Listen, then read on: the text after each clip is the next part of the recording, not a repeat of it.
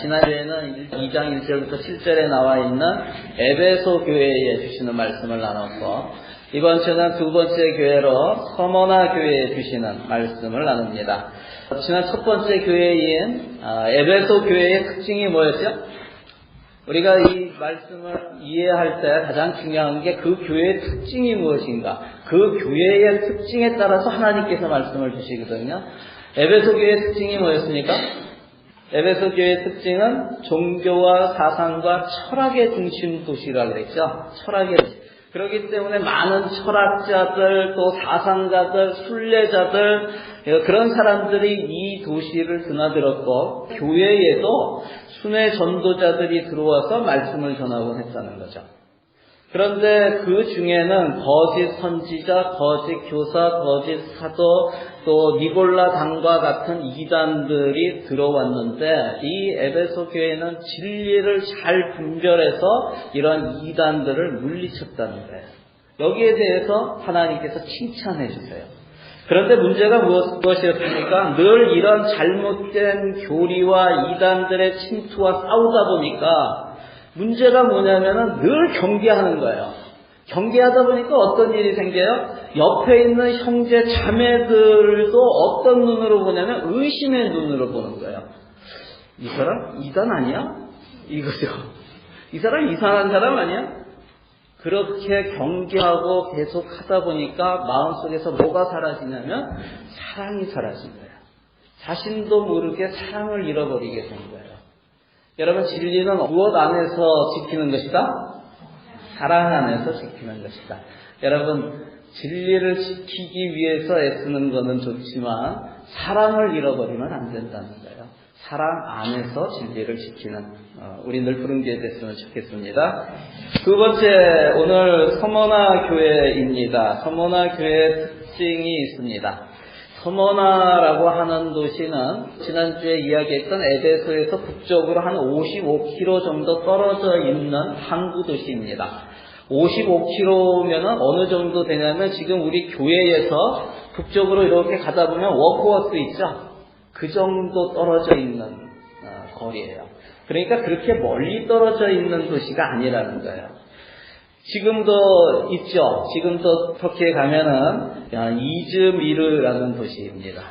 서머나라는 말은 몰약이라는 뜻을 갖고 있는 단어예요. 여러분, 몰약이라고 하는 것은 우리가 언제 많이 봐요? 탄절 때 많이 듣죠. 예수님이 탄생하실 때 먼 곳에서 동방박사가 오는데 그때 준비했던 선물 중에 하나가 몰약입니다. 몰약은 향이 아주 좋고 값비싼 향료입니다.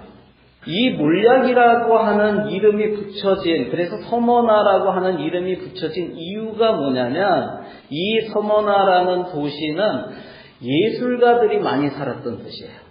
그래서 이 도시가 어떤 도시냐면 예술성이 뛰어난 아주 아름다운 그런 도시였습니다. 이게 서머나라는 도시의 특징입니다. 아름다운 도시였어요. 여러분, 그런데 당시 로마 제국은 도미티아누스 황제의 우상화를 널리 퍼뜨리기 위해서 어떤 정책을 썼냐면 황제를 우상화시키는 시범도시를 선정하려고 했어요. 그래서 시범도시를 선정해서 거기에다가 황제를 숭배하는 신전을 짓고 황제 숭배를 하도록 이러한 정책을 폈어요. 그러다 보니까 그 로마에 많은 위성도시들이 있는데 여기서 전부 경쟁적으로 이 시범도시를 따려고 경쟁을 하게 된 거예요. 그런데 어느 도시가 낙찰이 됐을까요? 가장 아름다운 도시였던 서머나라는 도시가 시범도시로, 황제 숭배의 시범도시로 택정이 됐어요. 그러다 보니까 다른 도시들보다 황제 숭배에 있어서 가장 열심인 도시, 이것이 서머나라는 도시의 특징입니다. 뭐에서 가장 열심히 해요? 황제 숭배에 있어서 가장 열심인 도시. 여러분, 황제 숭배를 가장 열심히 하면은 로마 정부로부터 어떤 혜택이 있을까요? 로마 정부가 좋아하겠죠. 그러니까 많은 경제적인 혜택이 있었죠. 그래서 가장 부유한 도시 중에 하나예요. 서머나 교회는 주님께서 서신을 보내신 소아시아 7교회 가운데서 책망을 받지 않은 칭찬만 받은 2개의 교회 중 하나입니다. 서머나 교회와 또 하나 뭐죠? 빌라델비아 교회. 이 2가지 교회야. 그래서 교회 이름을 이렇게 찾아보면은요, 서머나 교회, 빌라델비아 교회 이렇게 이름을 붙인 데는 많아요. 그런데 뭐 버가모 교회라든가 4대 교회, 투아디라 교회 이런 교회들은 없어요. 그냥 예전에 있었던 교회다 이렇게 나오죠. 자, 이러한 특징과 배경을 알고 오늘 본문을 봤으면 좋겠어요. 우리 성경 이렇게 피시고요. 9절 말씀 같이 한번 읽겠습니다. 자, 시작. 나는 내가 당한 환난과 궁핍을 알고 있다. 그런데 사실 너는 부요하다. 또 자칭 유대 사람이라는 자들에게서 내가 비방을 당하고 있는 것도 나는 알고 있다. 그러나 사실 그들은 유대 사람이 아니라 사탄의 무리다. 아멘. 여기 보면은 주님이 알고 계시대요.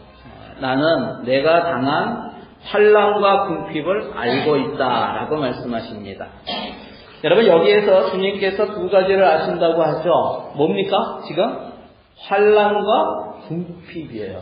여러분, 이 2 단어, 환난과 궁핍이라는 단어는 반가운 단어가 아닙니다. 정말 피하고 싶은 단어들이에요. 여기에서 환난이라고 하는 단어의 헬라어 원어는 뭐냐면 들립시스라는 말입니다. 근데 이게 무슨 뜻이 있냐면, 이 환난이라고 들립시스라는 말은요, 감당할 수 없는 무게의 큰 바위가 내 머리 위에서 누르고 있는 거예요.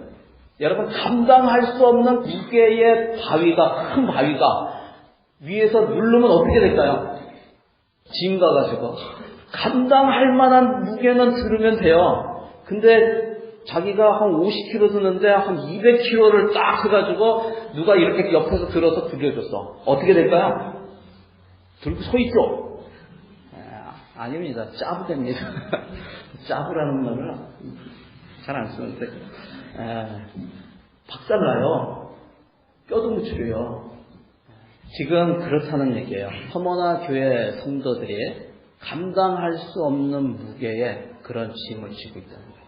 그래서 지금 박살이 났다는 거예요. 지고 있다는 게 아니고 박살났다는 거예요.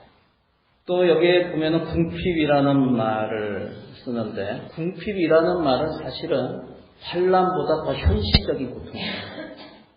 성경에서 궁핍이라는 뜻에 주로 쓰이는 단어가 2가지가 있어요.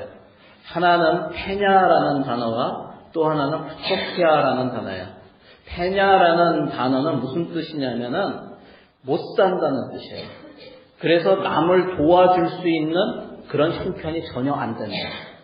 남을 도와줄 여유가 전혀 없는 정도의 가난한 삶. 이것이 궁핍입니다. 이것이 페냐라고 하는 말이에요. 또 한 단어는 뭐냐면 프토키아라는 단어예요. 이 프토키아라는 단어는 뜻이 뭐냐면 한마디로 거지라는 뜻이에요. 완전히 가진 것이 아무것도 없는 상태의 궁핍. 이것이 프토키아입니다. 오늘 본문에 나오는 궁핍이라는 단어는 둘 중 어떤 단어를 쓰고 있을까요? 2번째 겁니다. 마치 거지와 같이 아무것도 가진 것이 없는 궁핍한 생활, 프토키아의 궁핍을 얘기해요.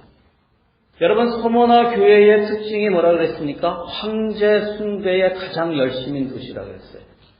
어느 정도로 열심이었는가 하면은 그곳에서 장사를 하려고 하면은 길드라고 하는 상인 연합에, 그 조합에 가입이 돼야 돼요. 근데 상인 조합에 가입을 하려고 하면 이 사람들이 황제 숭배에 열심이기 때문에 어떤 그 조건이 있냐면, 조합에 들어가려면은 시저가 나의 주이십니다 하고 고백해야 돼요. 시저 is my lord 하고 고백을 해야 돼요. 그리고 1년에 정기적으로 그 황제 숭배 신전에 가서 황제 앞에, 황제상 앞에 절을 하면서 이것을 외쳐야 돼요. 신앙 고백을 해야 돼요. 그래야지 이 길드에 가입할 수가 있습니다. 길드에 가입하지 못하면 장사를 못해요. 여러분, 이런 가입 조건을 내민 조합을 로마 제국이 어떻게 생각할까요? 좋게 생각하죠. 그것도 아주 좋게 생각하죠. 여러분, 그러면 어떤 일이 일어나냐면 엄청난 혜택이 주어진다는 거예요. 엄청난 혜택이. 권한도 막강합니다. 그래서 사실 이 조합에 들어가기만 하면은 장사를 잘할 필요도 없습니다, 사실. 그냥 들어오는 돈들이 생겨요. 탄탄대로입니다. 그런데 그때까지 교회에 남아있던 성도들은 미련하고 융통성이 없어서 그것을 못한 거예요. 그냥 한 번씩 황제가 나의 주이십니다 라고 하면 엄청난 혜택을 누리는데 그것을 못해서 길드라고 하는 상인조합에 들어갈 수가 없게 되었고 장사도 할 수 없게 됩니다. 여러분, 황제 우상 숭배의 가장 열정적인 도시에서 황제 숭배를 안 하고 눈 밖에 난 사람들은 단지 장사만 못했을까요? 아니에요. 여러분, 구체적으로 그들이 당했던 환난의 내용을 적어놓은 성경 구절이 하나 있어요. 우리 한번 찾아볼까요? 히브리서 10장 32절부터 34절까지 말씀입니다. 자, 우리 같이 한번 읽겠습니다. 자, 시작. 여러분은 빛을 받은 뒤에 고난의 싸움을 많이 견디어낸 그 처음 시절을 되새기십시오. 여러분은 때로는 모욕과 환난을 당하여 구경거리가 되기도 하고 그런 처지에 놓인 사람들의 친구가 되기도 하였습니다. 여러분은 감옥에 갇힌 사람들과 고통을 함께 나누었고 또한 자기 소유를 빼앗기는 일이 있어도 그보다 더 좋고 더 영구한 재산이 있다는 것을 알고서 그런 일을 기쁘게 당하였습니다. 아멘.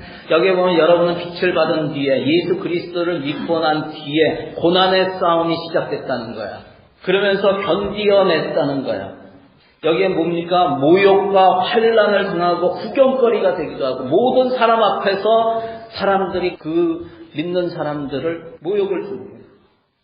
또 감옥에 갇히기도 하고 고통을 함께 나누고 그러면서 또 뭐라고 합니까? 자기 소유를 빼앗기고. 여러분, 장사만 할 수 없었던 것이 아니라 자기가 가지고 있던 소유도 빼앗겼습니다. 황제 숭배를 거절하면 직장에도 다닐 수가 없었고 엄청난 세금이 매겨졌고 결국은 재산을 압류당하고 살고 있던 집도 가지고 있던 모든 재산, 물품, 소유 다 빼앗기고 쫓겨나야 됐어요. 그 결과가 무엇입니까? 그 결과가 바로 궁핍입니다. 푸토키아의 삶입니다. 거지 같은 삶입니다. 아무것도 없이 거지와 같은 삶을 사는 거예요. 서모나 교회의 성도들은 로마 제국의 많은 혜택으로 인해서 경제적으로 아주 부유한 도시에서 살았지만 아주 가난한, 아무것도 가지고 있지 않는 그런 거지 같은 삶을 살았어요. 왜요? 신앙 양심 때문에 그렇습니다. 만약 우리가 살고 있는 이곳에서 뉴질랜드 정부가 법으로 예수 믿는 그리스도인에게는 장사를 하지 못하게 사업자 등록을 시켜주지 않아요. 직장에도 딱 들어갈 때 그리스도인이냐 기독교인이냐 물었을 때 예 그러면은 직장에 취업을 못하게 막아.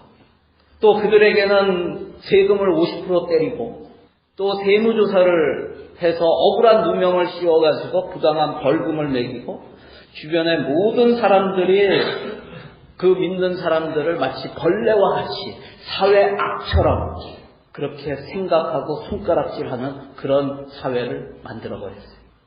여러분, 그러면 어떻게 될까요? 우리가 가지고 있는 모든 것 금세 사라집니다.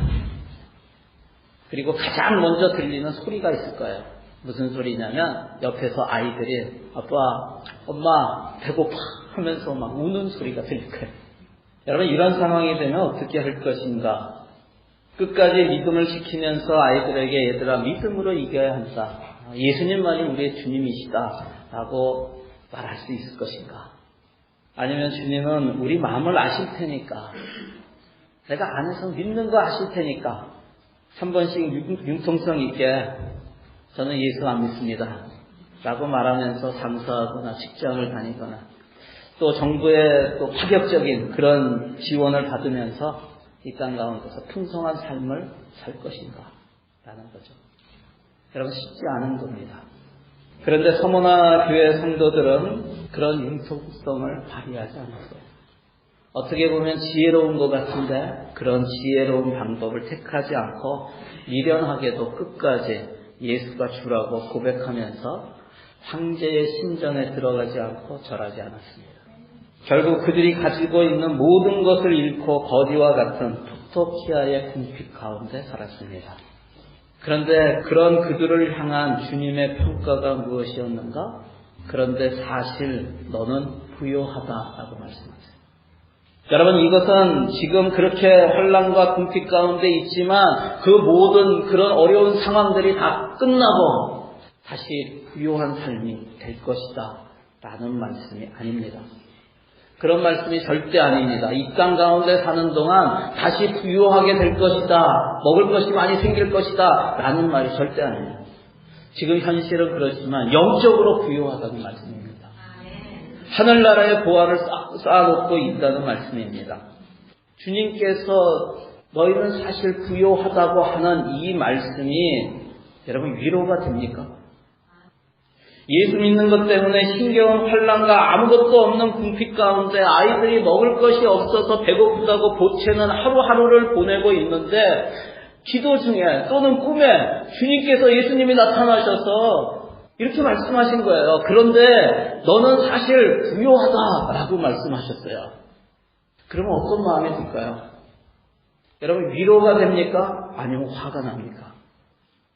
만약 화가 난다면 우리는 자신도 모르게 우리 삶의 중심이 현세에 맞추어져 있다는 거예요.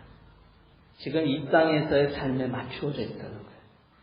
앞으로 우리가 가야 할 영원한 세계 내세에 맞추어져 있지 않다는 것입니다. 여러분, 우리가 지금 살고 있는 삶은 앞으로 올 영원한 세계, 영원한 삶을 준비하는 시간입니다. 지금 사는 삶은 한시적임을 여러분 꼭 기억하시기를 바랍니다. 이 땅에서 영원히 살 수 있는 거 아닙니다. 우리는 이 땅에 사는 동안 영원한 세계를 준비해야 합니다. 9절 후반부에 뭐라고 하십니까? 여기 보면은 9절 보세요. 또 자칭 유대 사람이라는 사람들에게서 내가 비방을 당하고 있는 것도 나는 알고 있다. 그러나 사실 그들은 유대 사람이 아니라 사탄의 무리다. 여러분, 황제 숭배의 열심이었던 이 서모나 도시에는 하나님을 믿는 유대 사람들은 안 갔겠죠? 아닙니다. 서모나는 로마 제국의 특별한 지원을 받으며 막강한 부를 누리는 도시였고, 그래서 많은 나라에서 사람들이 몰려들어서 국제도시가 되었어요. 그런데 AD 70년에 무슨 일이 있었습니까? 예루살렘이 멸망당하죠. 그때 흩어졌던 유대인들이 전 세계로 흩어지면서 가장 많은 사람들이 들어갔던 곳 중에 하나가 바로 서모나입니다. 그런데 재미난 것은 로마 제국의 유대인들은 황제에게 제사하는 의식적인 일은 법적으로 면제가 되었어요. 그런데 이 유대인들이 회당에 와서 예배드리는, 처음에 같이 예배를 드리다가 우상 숭배가 시작되니까 그때부터 기독교인들을 쫓아내기 시작합니다. 거기에 예배드리던 기독교인, 그리스도인 유대인들을 쫓아냅니다. 쫓아낸 정도가 아니라 로마 정부에 고발해서 잡혀가게 하는 그런 일에 적극 앞장섭니다. 그런 서머나 유대인들을 주님께서 지금 뭐라고 평가하시냐면은 유대 사람이 아니라 사탄의 무리라고 말씀하시는 거예요. 여러분, 유대 사람들이 가장 듣기 싫어하는 욕 중에 하나가, 저주 중에 하나가 뭐냐면 뱀의 자식이라는 뜻이에요. 여러분, 뱀이 뭐예요? 사탄이죠. 사탄의 자식이라고. 여기에 주님께서 그들을 평가하는 사탄의 무리라는 것은 그것보다 더 심한 저주이죠. 사탄의 자식이 아니라 사탄 그 자체라고 지금 말씀하고 있는 거예요. 여러분, 그렇습니다. 교회를, 주님의 몸된 교회를 핍박하는 것은 사탄이 하는 일입니다. 자칭 유대인이라고, 자칭 하나님의 사람이라고 주님께서 그들을 평가하세요. 우리도 마찬가지일 수 있다는 거예요. 우리가 영적인 일에 관심을 쏟지 않고 하나님의 일에 열심을 내지 않고 우리가 이 땅 가운데 살아가는 것들에 마음의 중심을 빼앗기고 그리고 나의 어떤 경제적인 불이익과 손해 때문에 신앙 양심을 저버리고 하나님을 섬기는 일이 우선순위에서 밀리고 계속 그런 삶을 산다면 주님께서 아마 우리에게 이런 지칭을 해주실 거예요. 자칭 그리스도인. 저는 우리 늘푸른교회 모든 성도들이 자칭 그리스도인이 안 되기를 바랍니다. 주님의 마음을 가지고 영적인 일에 주님의 나라를 위해 더 열심을 내는 영적인 공동체가 되기를 간절히 소원합니다. 우리 10절 말씀 다시 한번 읽어볼까요? 10절. 내가 장차 받을 고난을 두려워하지 말아라. 보아라, 악마가 너희를 시험하여 넘어뜨리려고 너희 가운데서 몇 사람을 감옥에다 집어넣으려고 한다. 너희는 열흘 동안 환난을 당할 것이다. 죽도록 충성하여라. 그리하면 내가 생명의 면류관을 너에게 주겠다. 아멘. 지금 서머나교회 성도들이 이 편지를 지금 읽고 듣고 있는 장면을 한번 연상을 해보세요. 이 엄청난 환난과 궁핍 가운데 숨어서 지내는 모든 삶이 다 박살난 것 같은 그러한 성도들에게 주님께서 주시는 말씀이 들어있는 사도 요한의 편지가 왔다라는 소식이 들린 거예요. 그러면 그 사람들이 숨어있던 곳에서 하나하나 모여서 지금 비밀 그 예배 장소에 모이게 된 거죠. 모이면서 그들이 듣고 싶은 말이 무엇이었을까요? 주님께서 그들에게 해주시는 말이 무엇이었으면 좋겠다고 생각하면서 이것을 들을까요? 여러분들이 그런 핍박과 환난 가운데 있으면, 궁핍 가운데 있으면 어떤 말씀을 듣기를 원하십니까? 이제 조금 있으면 이 로마 제국을 내가 멸하겠다. 너희의 그 궁핍과 환난에서 너희를 건져내겠다. 아니면 너희를 다른 곳으로 피난시켜서 그곳에서 돕는 손길들을 보내서 너희 자녀들이 배불리 먹을 수 있도록 그렇게 해주겠다 라는 말을 기대하지 않았을까요? 그런데 주님께서 주시는 말씀이 뭐라고 하세요? 앞으로도 악마가 너희에게 역사해서 감옥에도 가는 일이 일어날 것이라고 말씀하십니다. 그러시면서 또 뭐라고 합니까? 너희는 열흘 동안 환난을 당할 것이다 라고 말씀하세요. 여기서 열흘이라고 하는 것은 문자적으로 열흘이라는 것이 아니라 상징적인 의미입니다. 그렇지만 영원한 그런 고난은 아니라는 거예요. 한시적인 고난을 얘기해요. 그래서 이 땅에서 받는 고난을 의미합니다. 그런 환난을 당할 것이다 라고 말씀하시는 거예요. 전혀 기대하지 않는 이야기잖아요. 그런데 그 뒤에 정말 청천벽력 같은 그런 말씀을 주세요. 뭡니까? 죽도록 충성하여라 라는 거예요. 여러분 해도 너무한 거 아닌가요? 지금 벌써 죽었어요. 감당할 수 없는 큰 바위 위에 짓눌려서 짜고 됐어요. 박살이 났어요. 삶이 박살이 났어요. 완전 거지가 됐어요. 그런데 주님께서 뭐라고 하냐면 죽도록 충성하여라 라는 말씀을 주세요. 이 말씀은요, 죽을 것 같은 상황까지, 그때까지 충성하라는 것이 아니라, 죽을 때까지, 그리고 결국 죽더라도 충성하라는 그런 뜻입니다. 여러분, 주님께서 죽도록 충성하여라 이렇게 말씀하십니다. 여러분, 믿음이 무엇일까요?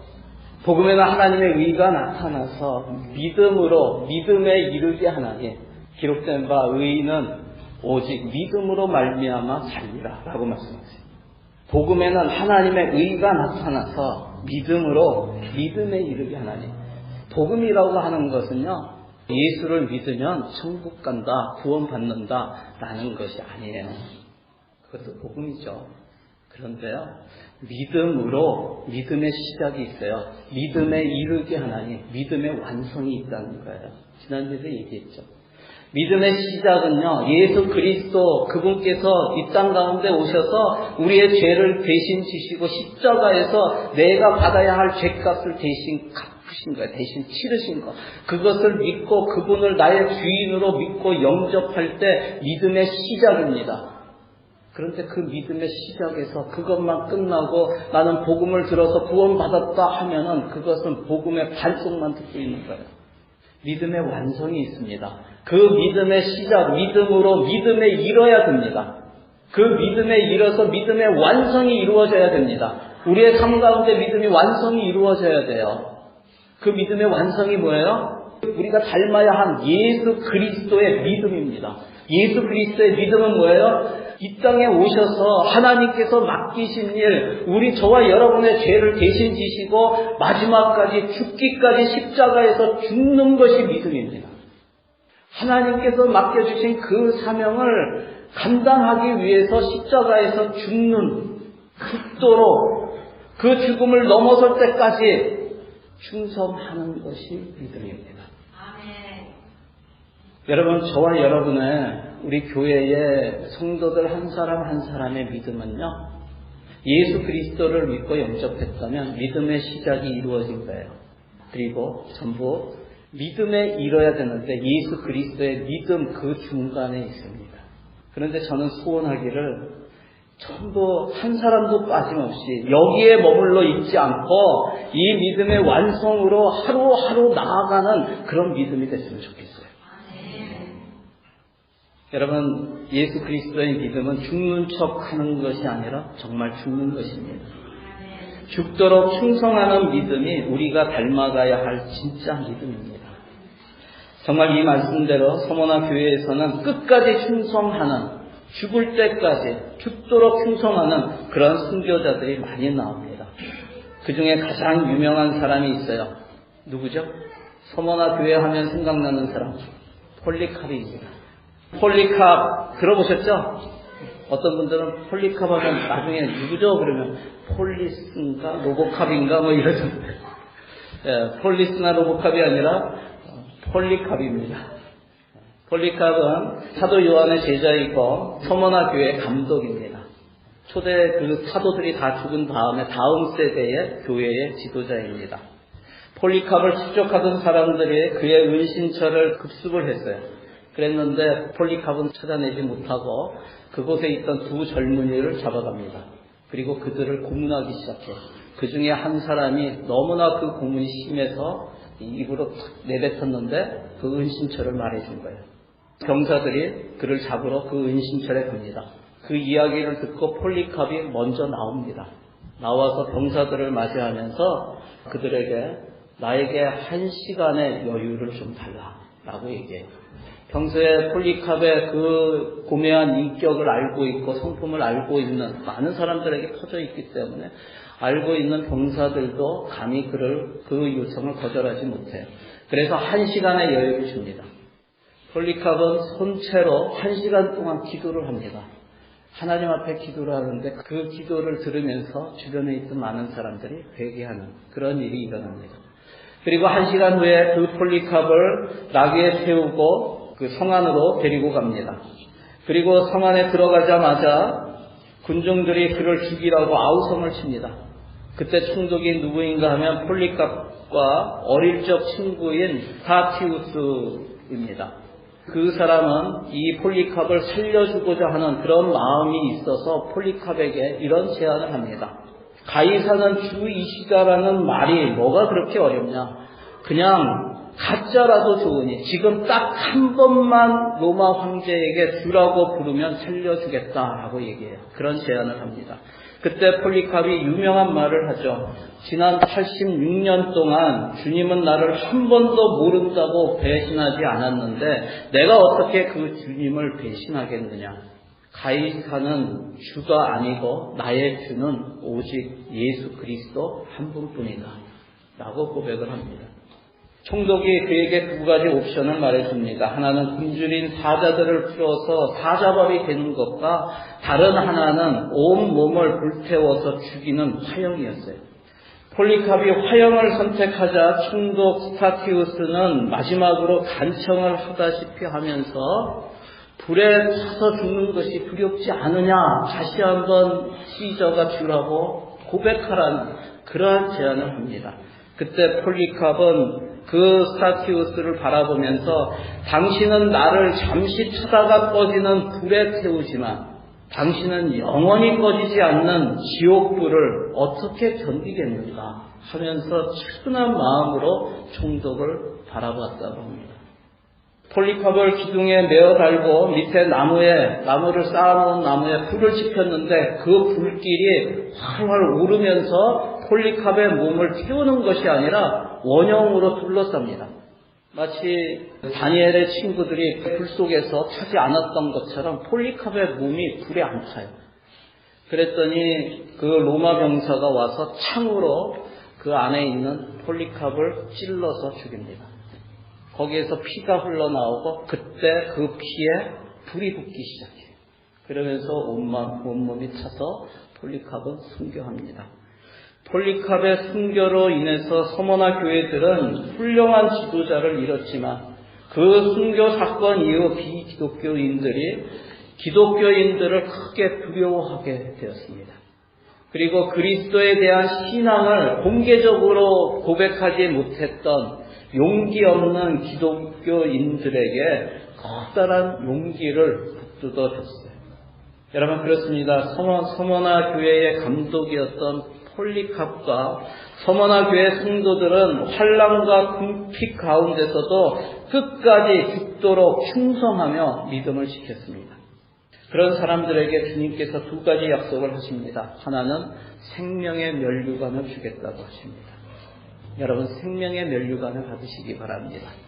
이 땅 가운데서 받는 썩어지는 면류관이 아니라 영원한 생명의 면류관을 받으시는 저와 여러분 되시기를 바랍니다.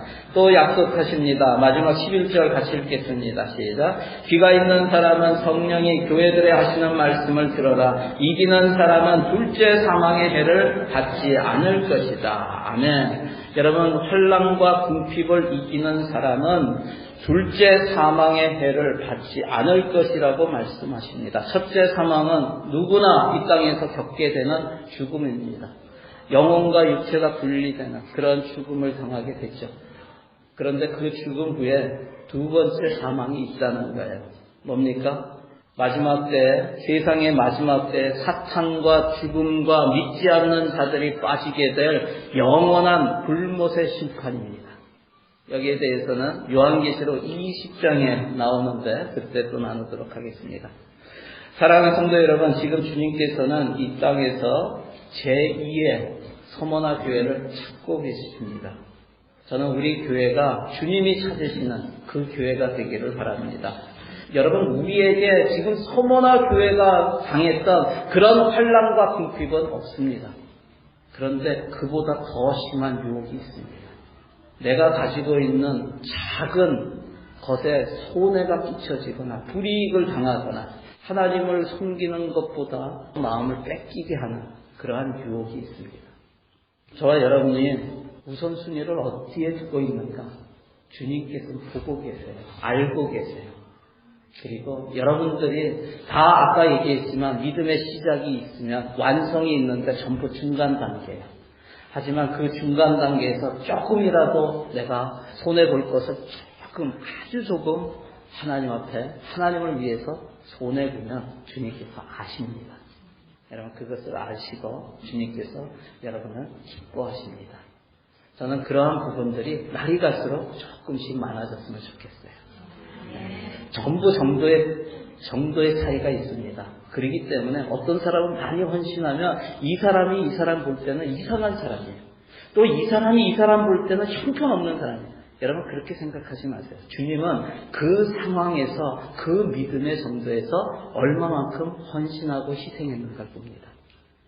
오늘보다 내일이, 올해보다 내년이 더 주님께 더 가까이 가시는, 그래서 서머나 교회에 그러한 신앙을 이루어가는 우리 늘푸른 교회 또 우리 성도들 다 되시기를 주의 이름으로 간절히 축원합니다.